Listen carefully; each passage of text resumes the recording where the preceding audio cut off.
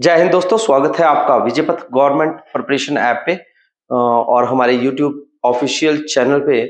तो जैसे ही आज आपको पता है एचआरटीसी कंडक्टर का एग्जाम हुआ है, तो उसकी आंसर की जो है वो 1 बाय 1 हम अपलोड करते जा रहे हैं।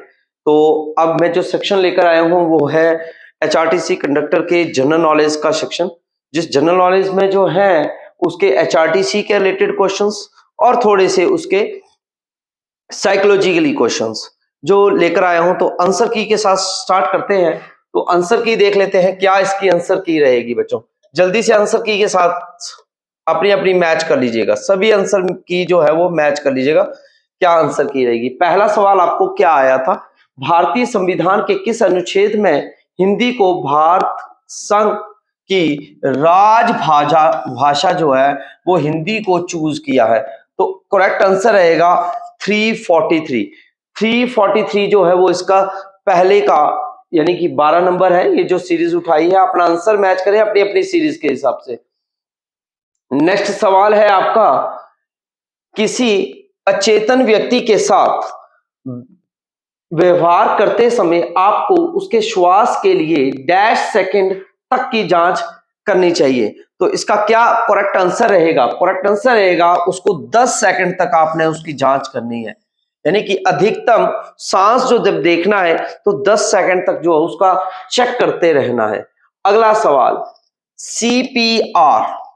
सीपीआर कई बार कोरोना के वक्त भी बताया गया था कि सीपीआर देनी चाहिए जब भी किसी को सांसों से रिलेटेड प्रॉब्लम हो जाए, संकुचन और यानी कि सांसें रुक रही हैं, तो उसके लिए उसको प्रेस किया जाता है। तो सीपीआर जो है वो थर्ड ऑप्शन, यानी कि 30 बार प्रेस करना है और 2 बार जो है उसको संपीड़न यानी कि सांस देखनी है।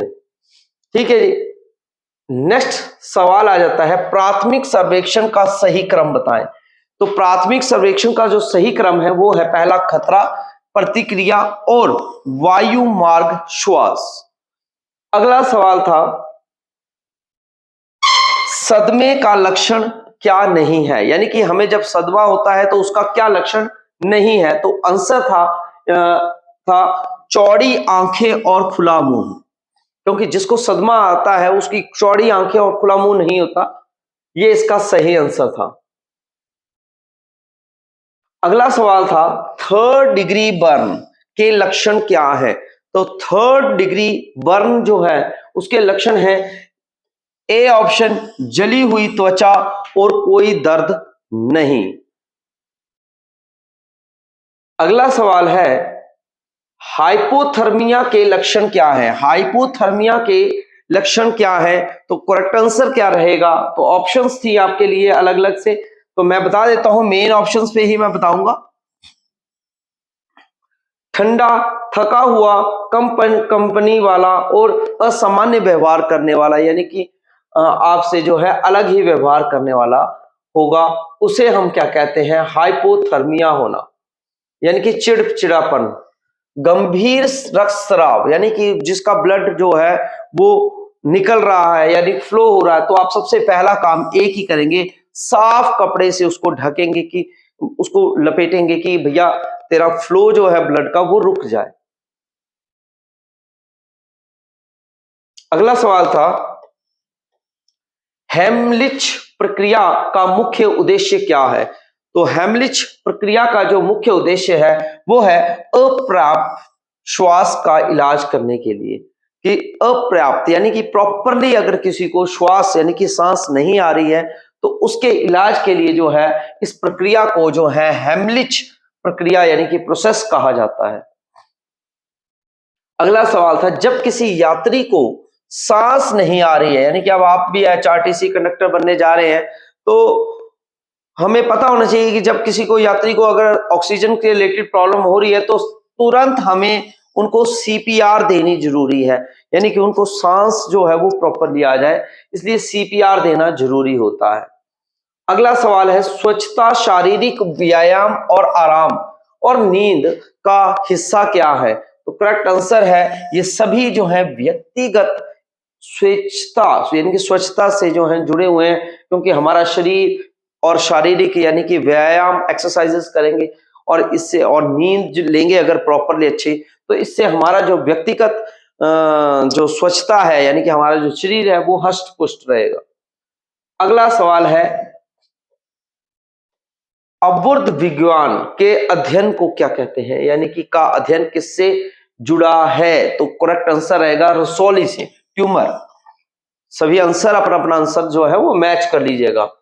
अगला बहुत ही सिंपल सवाल आया था, गोइटर यानी कि घेंगा किससे जुड़ा है? वो जुड़ा है आयोडीन की कमी से। घेंगा रोग जो है वो आयोडीन की कमी से जुड़ा हुआ है। अगला सवाल था, कंडक्टर से जुड़े हुआ सवाल आ गए हैं। मैंने बहुत से क्वेश्चंस का आंसर जो है वो आपको बताया मैंने कि किस प्रकार से ये क्वेश्चंस आपको पेपर में आए, और उसी का ये क्वेश्चन भी हमारा कल या परसों की ही वीडियो में, रिसेंट वीडियोस में ही पूछा गया क्वेश्चन था कि कंडक्टर का लाइसेंस किस धारा के तहत जो है वो होता है, यानी कि प्रदान किया जाता है। तो करेक्ट आंसर था वो है धारा 30 के अंतर्गत।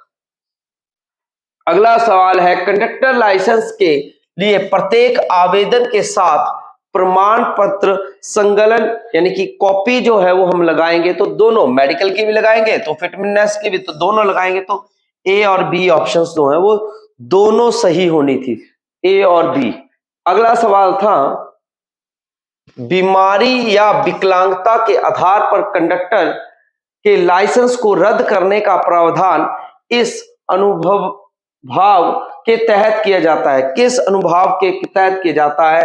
तो वो है 32 के अंतर्गत ये जो है आता है। अगला सवाल, मोटर वाहन अधिनियम 1988 के तहत केंद्र सरकार से संबंधित परिवहन के अलावा अन्य परिवहन वाहन चलाने के लिए चालक की न्यूनतम आयु क्या होनी चाहिए? आप सबको पता है कि माँ बाप भी यही बताते हैं कि भैया 18 साल का होगा तो ही तो तेरा लाइसेंस बनेगा बच्चों, तो इसलिए 18 ईयर जो है वो इसका सही आंसर रहने वाला है।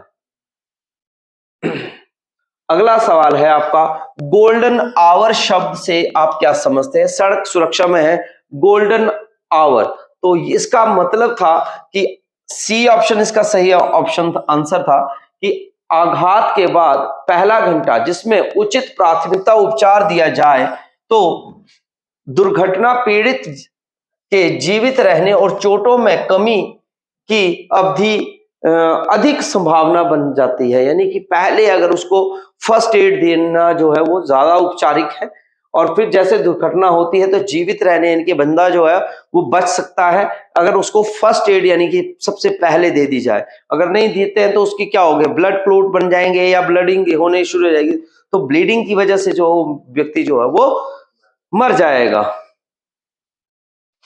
अगला सवाल, नेशनल रोड सेफ्टी से जुड़ा हुआ था, यानी कि राष्ट्रीय सुरक्षा सप्ताह किस वर्ष मनाया जाता है? तो राष्ट्रीय सुरक्षा जो है यानी कि सड़क सुरक्षा जो है वो हमारा जनवरी माह में मनाया जाने वाला है। अब भी फिर से शुरू हो रहा है अगले ही महीने में, तो आप तब भी आपके सामने ये क्वेश्चन आएगा।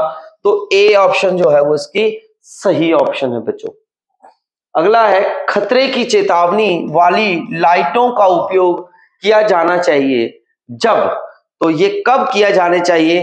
तो करेक्ट आंसर क्या रहेगा, ये तब किया जाना चाहिए जब ब्रेक डाउन के कारण रुकावट में हो यानी कि किसी प्रकार की आपको रुकावट है, ब्रेक डाउन है, तब आप खतरे की लाइटों को इस्तेमाल करें।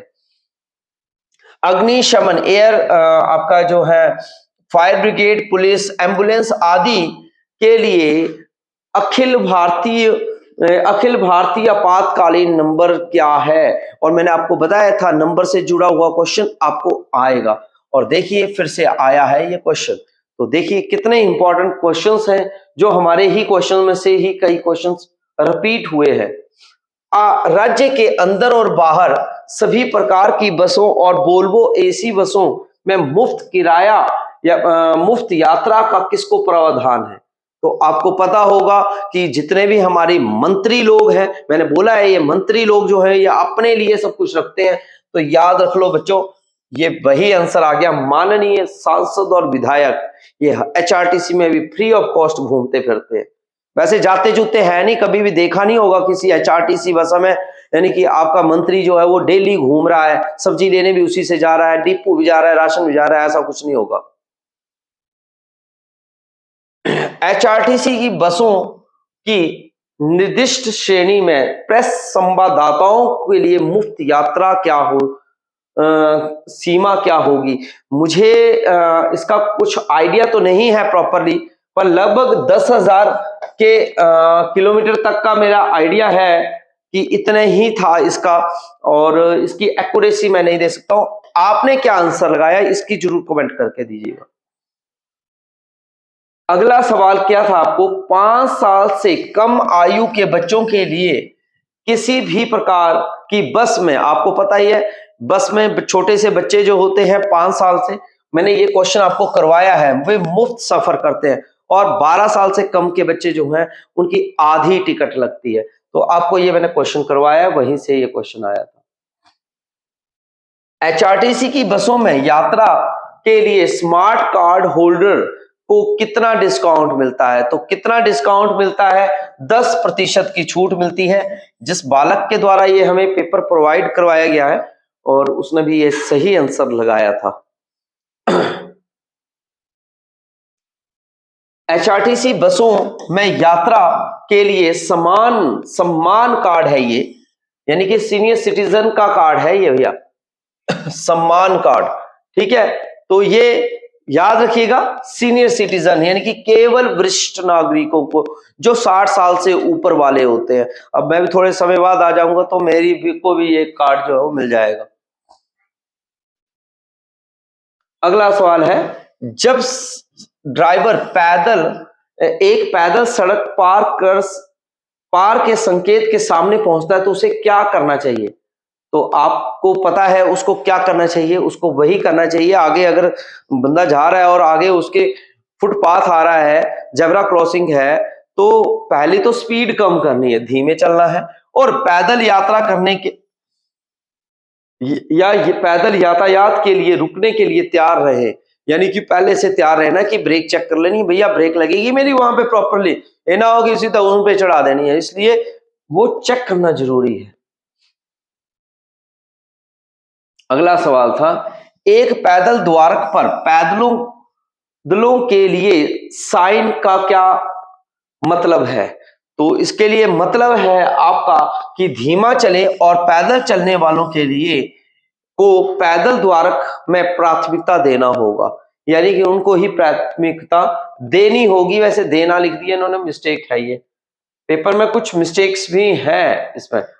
आगे स्लिपरी सड़क है, ये भी मैंने पूछा हुआ क्वेश्चन है, मैंने डाला था स्लिपरी के लिए सिंबल ऐसे करके, यूं करके, ठीक है, कि स्लिपरी सड़क है तो एक सुरक्षित अनुसरण दूरी बनाए रखें, यानी कि डिस्टेंस आपने जो है वो मेंटेन रखना है, दूरी बनाए रखनी है। एक ये स्पेशल क्वेश्चन था, बच्चों का पूछना था कि इस क्वेश्चन का क्या बनेगा सर, तो मैं आपको बता देता हूं, इसका ये डायरेक्ट आंसर ही बताऊंगा, ये सारा नहीं रीड करूंगा। सशस्त्र सेना के लिए जो है वो वीरता पुरस्कार है, ये इसका सही आंसर होना था, सी ऑप्शन। राज्य के अंदर और बाहर मुफ्त यात्रा सुविधा दी जाती है, सभी प्रकार की बसों में है।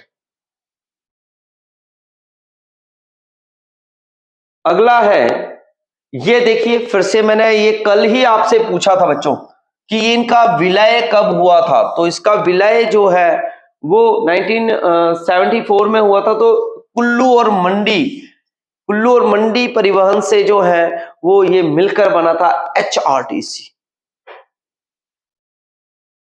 अगला सवाल देखिए, ये देखिए बिल्कुल डिट्टो क्वेश्चन, कुल्लू मंडी सड़क, ये क्वेश्चन दोनों आपस में रिलेट करते थे।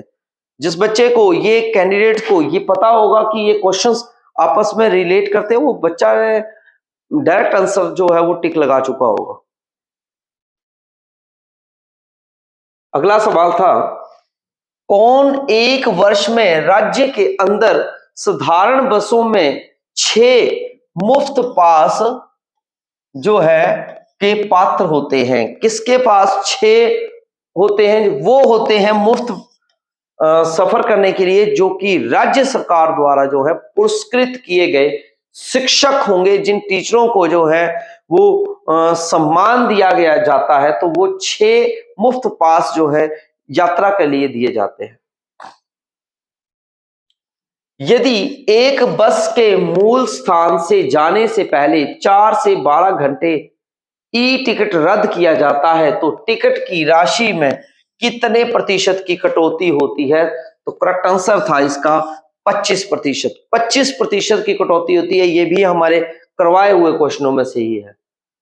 अगला सवाल है, निम्नलिखित में से कौन सा चिन्ह तो नहीं दिए थे इन्होंने, और पर मैंने आपको चिन्ह से रिलेटेड सारे क्वेश्चंस करवाए थे बच्चों, तो इसका क्या करेक्ट आंसर रहेगा?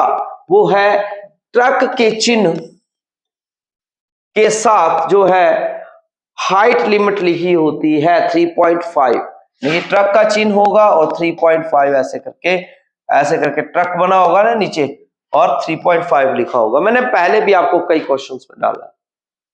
वे कौन सा चिन्ह है अंकित करता है कि आगे जंगली जानवर की क्रॉसिंग है? तो आपको पता है यहां पर जो है हिरन किसी भी प्रकार का बता देंगे, मवेशी बनाकर या कोई भी जानवर, तो इसलिए यहां पर जो ऑप्शन आई थी आपको, ये सभी ऑप्शन, डी ऑप्शन जो है वो सही ऑप्शन थी। अगला सवाल है, मोटर वाहन अधिनियम 2019 के तहत शराब पीकर अगर कोई जाता है तो उसका चालान कटेगा भैया, इसलिए भोंपू भी लगाया जाता है मुंह में कि भैया लगाओ और फूंक मारो, है ना, तो 10,000 रुपया जो है इसका चालान कटता है। फिर उसके बाद मोटर वाहन संशोधन अधिनियम 2019 में दुर्घटना पीड़ितों के लिए शुरू की गई क्षतिपूर्ति योजना क्या है? तो इसका सही आंसर क्या रहेगा? तो देख लेते हैं। अधिनियम उच्च क्षतिपूर्ति योजना प्रदान करता है और क्षतिपूर्ति भुगतान भी प्रदान करता है, और क्षति कवर की गई चोटों और क्षतियों को विस्तृत श्रृंखला प्रदान भी करता है। तो इसलिए डी ऑप्शन जो है, इनकी 4 ऑप्शंस उसके सही ऑप्शंस हैं। इसके बाद मैथमेटिक्स के था, मैथमेटिक्स का सेक्शन हमने पहले ही डाल दिया है। ये लास्ट सवाल है, मोटर वाहन अधिनियम 2019 के तहत बिना लाइसेंस, यानी कि विदाउट लाइसेंस कहीं जो छोटे बच्चे चलाते हैं, कहीं लोग चलाते हैं, तो 5,000 का चालान कटता है। तो ये थी आपकी आंसर की HRTC के एग्जाम्स की। तो आपने आई होप कि आंसर की अपनी मैच कर ली होगी और आपके सभी करेक्ट आंसर रहे होंगे। तो बने रहिएगा विजय पथ डिफेंस एजुकेशन के YouTube चैनल पर। तब तक के लिए जय हिंद, जय भारत।